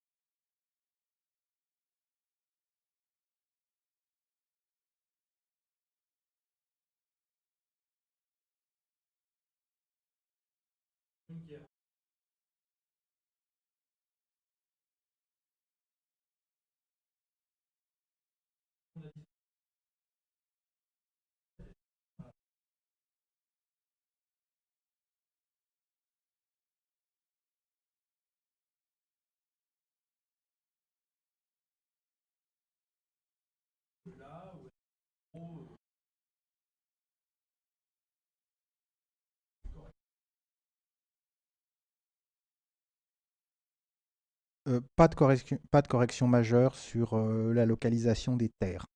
Les dernières corrections majeures sur la localisation des terres ont eu lieu pendant la guerre du Pacifique, donc en 1945, lorsque les Américains établissaient systématiquement des bases sur les petites îles de Micronésie et s'apercevaient que les longitudes portées sur les cartes qu'ils avaient jusque-là étaient fausses, parce qu'il y a toujours eu des problèmes de mesure de longitude. En revanche, ce que les satellites ont apporté, c'est la localisation de détails dans les masses terrestres. Le gros problème de la... Qu'est-ce qui s'est passé pendant la guerre froide? C'est que les Américains devaient faire leur catalogue de cibles. Alors, ils savaient sur quoi ils voulaient taper, en gros. Mais ils n'avaient pas la localisation précise des objectifs. Et ce que donnaient les satellites, c'était justement la localisation précise, par exemple, d'un aérodrome, d'une usine, d'un barrage, d'une base de missiles ou ce genre de choses. La géodésie normale, la cartographie normale, ça consiste à aller sur le terrain et à mesurer ça directement. Évidemment, ce n'était pas praticable dans le cas des territoires fermés, c'était l'URSS. Et la première mission des satellites, ça a été celle-ci. C'était donc de localiser des choses extrêmement ponctuelles, de façon très précise, en latitude-longitude. Pour le faire, c'était assez amusant, parce que, amusant si on veut, c'était dans le désert du Nevada, ils avaient fait des grandes croix en béton. Alors les satellites, dont la localisation avait été mesurée par des méthodes traditionnelles, donc les satellites passaient au-dessus, photographiaient ces machins-là, ensuite, dans l'orbite, la partie suivante de l'orbite passait au-dessus de l'URSS, photographiait les trucs, et à partir du temps écoulé depuis la photographie des croix, dont on connaissait exactement la localisation, et à partir d'une connaissance fine des caractéristiques de l'orbite du satellite, on était capable de retrouver les coordonnées d'objectifs en Union soviétique. Là où ça devient très drôle, c'est que lorsque les Américains ont vu les images de leur propre territoire, ils se sont dit, mais on pourrait améliorer notre cartographie avec ces satellites. Et le problème, c'est que ces satellites n'étaient pas censés exister, puisque ceux d'entre vous qui s'intéressaient à l'aérospatiale dans les années 60-70 se souviennent peut-être du programme Discoverer, qui quelquefois, on voyait ça dans la presse. Un nouveau satellite Discoverer a été lancé. Ils n'ont jamais existé. Et c'est pas possible de lancer un satellite sans que personne s'en aperçoive. En revanche, vous pouvez lancer un satellite et dire que c'est autre chose que ce que c'est vraiment. Ces satellites Discoverer étaient en fait les satellites Corona, puis la série suivante dont j'ai oublié le nom, qui étaient des satellites d'observation de la Terre. Et ces satellites prenaient des images des États-Unis. Des laboratoires secrets anonymisaient en quelque sorte les données pour que la plateforme qui les avait produites ne puisse pas être identifiée, et les réinjectait avec une gestion assez acrobatique de la chaîne du secret dans la cartographie civile, parce que c'était tellement moins coûteux finalement que de faire voler des milliers d'avions pour prendre des photos aériennes et recaler tout ça. Donc, il n'y a pas eu de grosses découvertes géographiques par les satellites. Il y a une île au large du Canada qu'on appelle l'île du satellite, et qui a été officiellement découverte par un Landsat. Petite île, hein, pas grand-chose. C'est tout, à ma connaissance. La superficie du Canada a augmenté D'un iota. Vous aviez une deuxième question alors?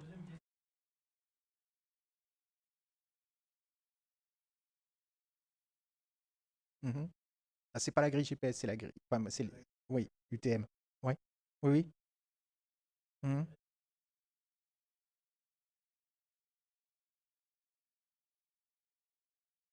La taille du carré, vous voulez dire? Oui. Oui, oui. Oh, oui, oui, oui. Non, les plus petits carrés sont de taille métrique, à peu près. Oui. Non, mais non, non, non, parce que quand on tape, c'est quand même le but est essentiellement balistique. Donc, à 1 mètre près, c'est bon en général. Et d'autant plus que c'est inférieur c'est inférieur généralement au cercle d'erreur probable des machins qu'on balance, hein. Le cercle d'erreur probable, c'est ce cercle à l'intérieur duquel 50% statistiquement des projectiles vont tomber. Pour les premiers missiles nucléaires, c'était 6 km. Bon, mais c'est des missiles nucléaires d'un autre côté, puis quand on vise une ville, on n'est pas à ça près.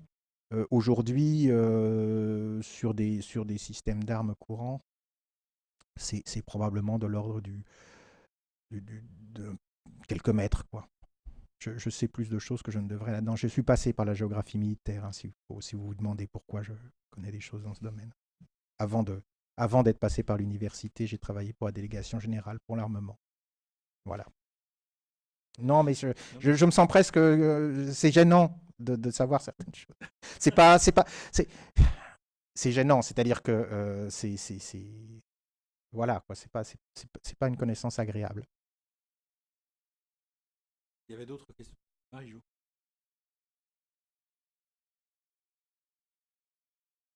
Ça sert à faire la guerre, tu me disais. Oui, sauf que c'est tardif. Oui, c'est à partir du deuxième tiers du 19e à peu près. Vraiment, où ça devient... Il y a un moment, pour moi, clé dans l'association du militaire et de la guerre, c'est la fondation du musée de l'histoire de France à Versailles, où, comme on doit faire plein de portraits de vieilles badernes en majesté, comment on va les représenter? Ben, à ce moment-là, on se met à les représenter avec une carte à la main ou penché sur une carte. Tenez, d'ailleurs, je vous propose un petit jeu qui est ouvert, et j'ai mis en jeu une tablette de chocolat Bona pour le premier, mais ça fait des années que personne ne l'a gagné, hein, pour le premier qui arrivera à me fournir la représentation suivante. C'est très simple. Napoléon penché sur une carte. Attention, il y a une condition. Cette représentation doit avoir été produite du vivant de Napoléon. Enfin, même sous l'Empire, disons. Ouais. On n'en trouve pas. J'en ai pas trouvé. Je ne veux pas dire qu'il n'en existe pas. En revanche, Napoléon est toujours représenté, à partir de 1830 à peu près, Napoléon est toujours, quelquefois avec une lunette, très souvent penché sur une carte. Dans les romans aussi, hein.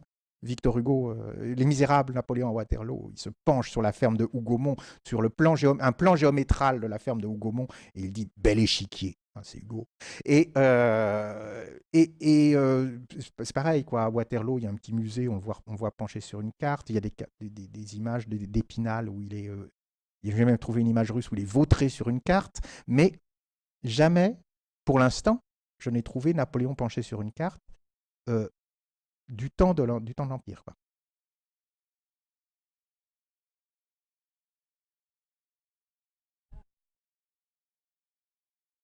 Alors, j'ai pas vu cela. Alors, vous avez peut-être gagné une tablette. Ça m'étonnerait. Vous voulez dire quelque chose, Marie?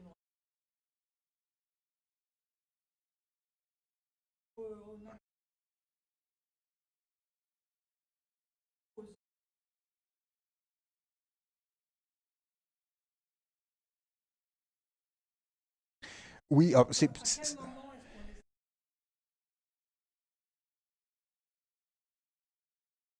c'est toute l'histoire qui lie la balistique à la cybernétique, en fait. Les premiers problèmes de la cybernétique sont des problèmes balistiques et d'une certaine façon... Alors, sinon, la centrale inertielle que je vous ai montrée des années 60, les premières centrales inertielles sont du début des années 60, mais elles ne fonctionnaient pas bien, et même... Enfin, elles ne fonctionnaient pas bien. Elles étaient tellement grosses que le missile avait une bosse sur le côté pour les loger. C'est les modèles Atlas E, je crois. Atlas, c'est parmi les premiers missiles intercontinentaux. Les premiers Atlas étaient radioguidés. Et justement, ça, on n'avait pas trop confiance parce que trop facile de lui dire fais demi-tour, quoi. Et avec quand même des capteurs sur le missile qui envoyaient des données, et puis on corrigeait la trajectoire depuis le sol. Et à partir de l'Atlas E, qui doit entrer en service en milieu des années 60, c'est autonome. Donc, je pense que c'est là. Ce que j'ai montré aussi, c'est les premiers... si je reviens en arrière... qui a permis de le faire et de le loger dans la... Voilà, c'est qu'on commence à avoir des circuits intégrés. C'est plus des composants discrets, c'est plus des transistors isolés, c'est vraiment... Ouais, ouais. C'est les années 60. La génération d'avant, on n'avait pas de circuit intégré. Mais on avait quand même essayé de les loger dans les missiles. Seulement, c'était gros. Ouais. Et c'était cette bosse qu'il y avait sur le côté des Atlas E. Ça, c'est un Minuteman 2, donc c'est la génération suivante avec des carburants solides, ce genre de trucs.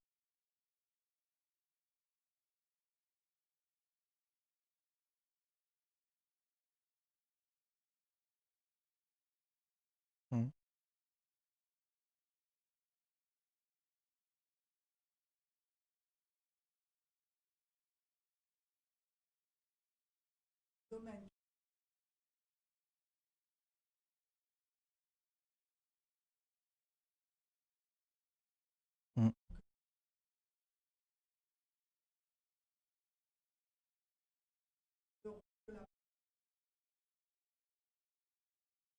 Alors,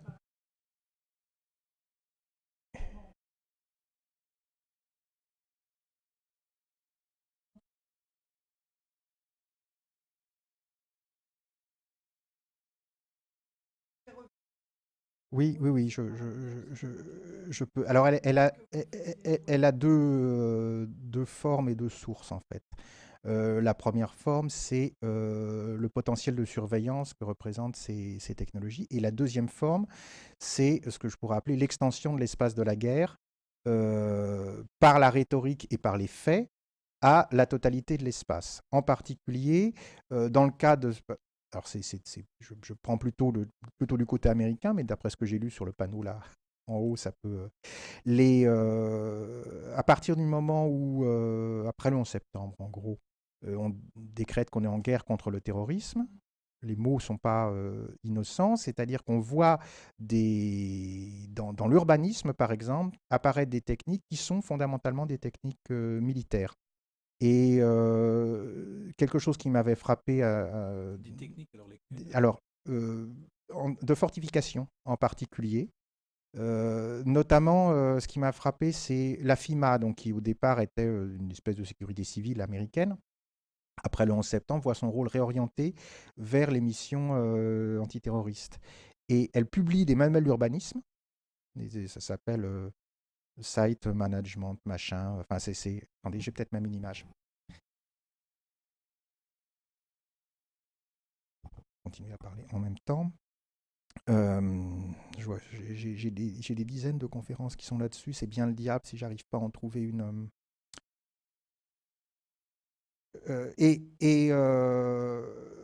La rhétorique de l'urbanisme, en particulier aux États-Unis, fait de la ville un territoire potentiellement en guerre. Alors, et c'est Derek Gregory, le géographe, qui a étudié ça en détail, où il montre qu'il y a l'extension de l'espace de la guerre au monde, il se fait dans les pays du Sud qui sont considérés comme des menaces potentielles et qu'on frappe effectivement à coups de drone. Je n'ai pas parlé de la technique des drones, mais c'est aussi quelque chose qui est lié au même... en fait, c'est la même famille technique, juste pour aller vite. Hein, c'est aussi des... Et donc ça c'est l'espace de la guerre au sud, et puis l'espace de la guerre au nord, c'est la militarisation des espaces urbains avec, par exemple, les barbelés de champs de bataille, c'est-à-dire en lames de rasoir là, qui apparaissent comme dispositifs de clôture urbaine. C'est les techniques de fortification où, dans les manuels de la FIMA, justement, un bâtiment, et on ne dit pas quel bâtiment, il n'y a plus de distinction entre un bâtiment sensible ou un bâtiment militaire et un bâtiment ordinaire. C'est considéré comme une première ligne de défense, une deuxième ligne de défense. On montre comment les trottoirs doivent être aménagés pour avoir des tiger traps, c'est-à-dire des fosses où on met des couches de béton mince sur des vides qui supportent le poids d'un piéton ou d'un cycliste, mais qui s'effondrerait si un camion essayait de foncer. Et en France, on l'a vu, à mon avis, par la multiplication des barrières Jersey. Qui, au départ, les barrières Jersey, c'est des obstacles en béton de forme un petit peu en trapèze, comme ceci. Au départ, c'est des choses qui sont utilisées plutôt dans le génie civil, puis ça a été énormément utilisé dans les zones de guerre pour faire des barrages, des checkpoints, etc. Et depuis l'attaque de Nice, c'est quelque chose qui est revenu en force, ainsi que les gros blocs de béton. D'ailleurs, il y a des gens qui fabriquaient des contrepoids de grue qui se sont reconvertis dans les obstacles. Et il y a des villes qui en abusent à des points incroyables. Toulouse, à mon avis, le beau-frère du maire doit fabriquer des... non, mais Toulouse est envahie de barrières Jersey, par exemple, de façon... qui étaient des choses qu'on voyait aux actualités dans les zones de guerre, au Liban. Non, non, je crois pas. Je crois que c'est juste. L'aéronautique de Toulouse est à l'extérieur de la Et ville. l'extérieur. Il y a quand même il y a des barrières Jersey, place du Capitole, qui protègent des blocs en granit. C'est vrai. Oui, c'est assez curieux. Qu'est-ce que j'étais en train de chercher juste avant? Ah oui, le manuel de la FIMA, je vais essayer de le retrouver. Oui, alors quand même, pour Oui, intervenir sur le droit pendant que tu cherches oui, avec vas-y. les images, moi je pense que c'est effectivement un point capital, c'est pour ça que tu avais invité, c'est-à-dire que euh, il faut articuler un droit numérique qui est hors espace avec évidemment l'espace dans lequel on vit. Hein. Donc un procès, c'est une certaine façon de gérer l'espace avec des régulations très précises. Il y a des tours de parole, on distribue les paroles, les gens ne sont pas tous au même endroit, donc il y a un espace qui est qualifié. Donc ce qui est intéressant et difficile, à mon avis, c'est bien cette articulation entre un droit pensé de façon ordinaire, qui est un exercice de la parole et à une spatialisation, et des règles de droit qui, qui relèvent du codage. Et de ce moment-là se pose évidemment la question très directe de l'espace. Alors, voilà le manuel dont je parlais, ça c'est la version 2007. Alors c'est très bizarre parce qu'il est périodiquement réédité. De temps en temps, il semblerait qu'il soit classifié, qu'il disparaisse, puis il ressurgit, c'est assez bizarre. Euh, ou alors c'est juste, il est mal distribué. Et donc ça c'est assez clair. Cette agence qui était auparavant plutôt destinée à porter secours aux gens quand il y avait un cyclone ou quelque chose comme ça, édite une série qui s'appelle Série de gestion du risque, euh, urbanisme et aménagement pour la sécurité et, au cas où on n'aurait pas compris, guide contre les attaques terroristes potentielles. Et voilà le genre de schéma qu'on trouve. Voilà, figure 6-11. Dans le cas d'un bâtiment qui a une cour, voilà quelles sont les première zone de défense, deuxième zone de défense, troisième zone de défense, etc. Et c'est pas seulement des recommandations en l'air. Par exemple, toute la partie le bas de Manhattan a été réaménagé selon ces principes-là, avec des choses aussi sur la disposition des voies pour que un camion puisse pas foncer frontalement et arriver perpendiculairement à un immeuble, etc. Donc, il y a des traductions dans l'espace. Alors ça, c'est un géographe britannique qui a pas mal étudié ça. Euh, Comment il s'appelle? Son nom m'échappe, mais si ça vous intéresse, je pourrais le retrouver. Est-ce qu'il y a d'autres? Hmm.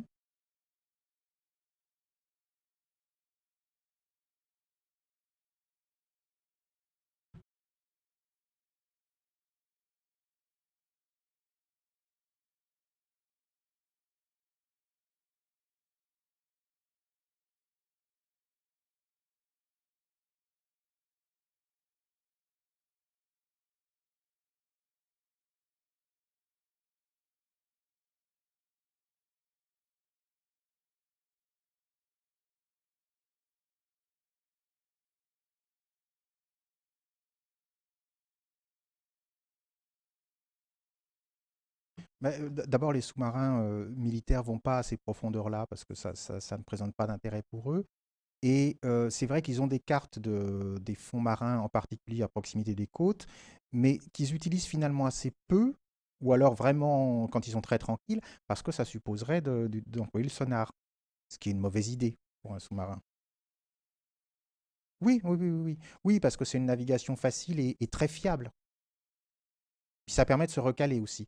C'est-à-dire qu'ils peuvent aussi recaler, en cas de besoin, ils peuvent recaler leur centrale inertielle dans des eaux amies en envoyant un petit coup de sonar pour savoir exactement où ils sont. Puis après, ils sont tranquilles. Voilà. Quelque... Oui, mais bon, alors après, il faut faire la part entre ce que racontent les industriels qui disent que ça tient 6 mois et la réalité des trucs qui est plus difficilement vérifiable. Et c'est assez fréquent pour savoir qu'il y a souvent un écart. Mais aujourd'hui, quand même, les techniques de navigation inertielle sont assez fiables sur des temps assez longs. En tout cas, ça se compte en semaines. Peut-être pas 6 mois, mais ça se compte en semaines. Ce qui est suffisant pour un sous-marin. Enfin, suffisant, c'est absurde de toute façon, la dissuasion nucléaire, c'est complètement débile. Mais bon, ça existe. Non, il y avait un film intéressant enfin, qui était avec un très mauvais scénario qui s'appelait Le Chant du Loup, mais dont la morale était tout à fait fascinante parce que ça prouvait que un officier recevant un ordre de tir nucléaire, son devoir le plus sacré était d'y désobéir. Ouais. Et c'est vrai. Ça s'est produit dans les années 50. Hein. Oh, ça s'est produit plusieurs fois. En Enfin, fait, ouais. il n'y a jamais eu d'ordre direct de donner, mais il y a eu Je croyais qu'il y avait eu un ordre des alertes. russe devant Ah, New York. oui, et le type n'a Voilà, pas déclenché, ouais. Voilà, il n'a pas déclenché. Ouais. Je crois que c'est Gunther Anders. Mm. Oui, oui, effectivement, ça s'est produit chez les Russes. Oui, je pensais Ouais. côté américain. Mm. Euh, La WAX, donc, c'est l'avion avec une espèce de soucoupe là au-dessus. en- Alors, l'intérêt, c'est que ça donne une visibilité, bon, sauf sur des aéronefs très petits avec des techniques de furtivité. Mais en général, la furtivité, elle marche bien par en dessous et pas tellement par au-dessus. Ça donne une très grande visibilité d'un volume aérien très vaste dans lequel on peut savoir quasiment tout ce qui se passe. Parce que c'est un radar aéroporté, donc il n'est pas gêné par le relief, par les trucs au sol. Et donc, c'est-à-dire ça donne le contrôle potentiellement sur un Ouais, c'est gros comme un volume. géométral. Oui, oui, oui, oui, oui. Après, la WOX, il verrait pas. Enfin, si, je sais pas en fait comment fonctionne. Pas mon domaine. Si par exemple la WOX surveille aussi au-dessus de son. Oui, aussi au-dessus. Bon, bah donc ça donne un très très grand volume. Hmm. Hmm.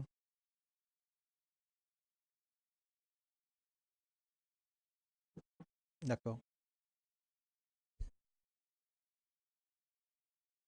Mais c'est-à-dire que ça permet de contrôler complètement un espace aérien qui n'est pas le sien.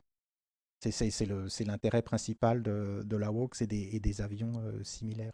Mais le radar a changé beaucoup de choses, en fait, en général, dès la Seconde Guerre mondiale et puis encore plus pendant la guerre froide.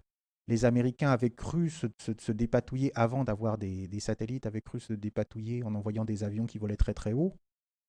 Les Lockheed U-2, les radars soviétiques les ont vus. Alors, ils n'arrivaient pas à les suivre parce qu'il les perdait, parce que c'était pas prévu qu'un avion vole à 3 fois l'altitude maximale d'un avion standard.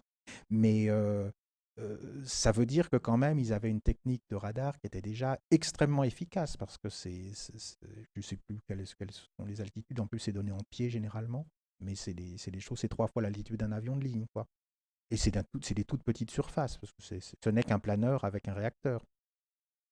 Et c'est pour ça que ça vole pas bien d'ailleurs. Pas que ça vole pas bien. Il n'y a, y a plus de portance à cette altitude. Je vois que l'heure tourne. Alors, juste un tout petite chose à propos de... Parce que ça a à voir avec le droit. Le choix du satellite, c'est parce que ça ne contrevient pas aux conventions sur l'espace aérien, puisque c'est pas dans l'espace aérien, contrairement à l'U2. D'accord. Ouais, Et donc, et en plus, les Russes avaient lancé le Spoutnik. Et donc, ils ne pouvaient pas, d'une certaine façon, protester contre des efforts de mise en orbite de trucs par les Américains, en disant ça survole notre territoire, parce qu'ils avaient créé un précédent. Et d'autre part, il a fallu à un moment donné décider que l'espace aérien s'arrêtait à X kilomètres, je ne sais pas combien, et qu'au-dessus, et il y a toute une histoire du droit d'ailleurs de l'espace qui est liée au droit de l'Antarctique, c'est assez amusant, qui a servi un peu de brouillon. L'année géophysique internationale à la fin des années 50, c'est à la fois un grand moment de détente entre les savants du bloc soviétique et les savants du bloc américain, et en même temps, c'est les recherches les plus intenses de la géodésie pour les missiles. Parce que l'année géophysique internationale a été en partie financée par l'armée de l'air américaine qui voulait connaître en particulier la forme de la Terre de façon très précise au-dessus du pôle pour améliorer les vols de missiles, etc. Et à ce moment-là, on a décrété le statut de l'Antarctique, puisqu'on s'intéressait au pôle. Les Américains n'avaient pas dire juste le pôle Nord, quoi. Ça aurait été trop visible, même si les Russes n'étaient pas dupes. Et l'Antarctique a été à ce moment-là décrété terre de personne, démilitarisée, ce qui a été exactement les termes qui ont été repris pour la Convention sur l'espace extra-atmosphérique et les objets du système solaire. Donc le statut juridique de l'espace est exactement celui de l'Antarctique. qui a servi de brouillon, je crois. Très intéressant. Voilà, de la géographie et du droit. Merci beaucoup. Moi, je suis content en tant qu'épistémologue quand même d'avoir aussi des séances comme la tienne. D'accord. Donc, voilà. Je pense que c'est important de faire intervenir plusieurs types de savoirs sur cette question. Pas énormément de droit. Non, mais bien sûr, mais c'est pas grave. C'est pas grave. Voilà. Ah ben bon, écoute, ouais, bien sûr. Ah oui, mais oui, mais l'expérience, l'utilisation du GPS est très limitée en Chine. Si vous prenez un appareil photo de marque japonaise, par exemple, qui a un GPS intégré et qui imprime dans les métadonnées de l'image les GPS, si vous l'utilisez en Chine, il y a des fortes probabilités pour que ça ne marche pas. Parce que l'appareil photo, à partir des coordonnées géographiques, voit qu'il est en Chine. Et pour que ce soit conforme à la réglementation chinoise, il ne peut pas vous donner les coordonnées GPS, puisque l'usage est restreint du GPS. Merci beaucoup, Henri. Merci.